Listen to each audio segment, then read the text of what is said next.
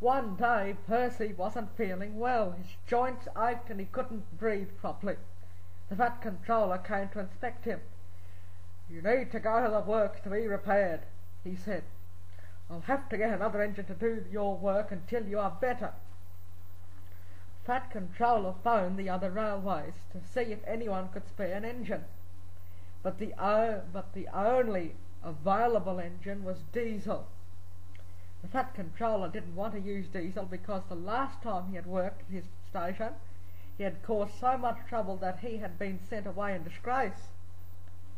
But as no other engine could help out, Diesel had to do. Next day Diesel came to the station to collect the troublesome trucks. Thomas was not happy to see him because Diesel had played so many tricks on him before. "Take these trucks to the harbour," Thomas said, "but don't play any silly tricks," he warned him. "Yes, Thomas, of course. I won't play tricks. I'll do whatever I am told," Diesel said slyly.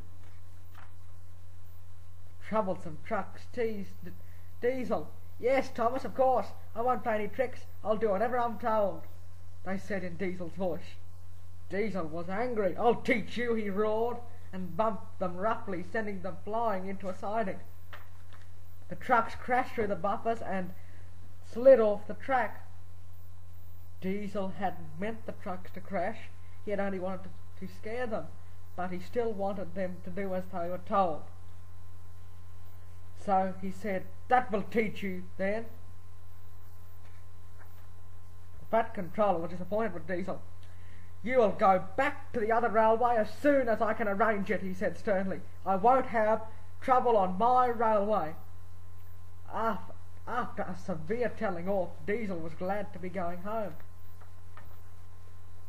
A few days later, Daisy was going up a hill when she felt something splash against her wheels. When she stopped at the next station, she felt hot and her joints were stiff. "You've lost your oil," her driver said. "Bertie can take your passengers while we get you repaired." Thomas had to go over the hill where Daisy had spilled her oil. He was halfway up when his wheels started slipping on the oil. Suddenly, Thomas, Annie and Clarabelle slipped back down the hill. As they reached the bottom, Clarabelle's wheels bounced off the main track onto an unfinished siding. Her front wheels fell off the end of the track and sank into the mud. Thomas was left stranded across the main track. Diesel was at the next station waiting to go home. He laughed when he heard what had happened, but then he realised Thomas was blocking the track, so he couldn't get past. "Bother," Diesel said crossly. "I'll have to help Thomas. I can't get home." Workmen cleaned the oil off the tracks, then they put sand on them to help Diesel grip them. Diesel moved slowly forward and was coupled to Thomas.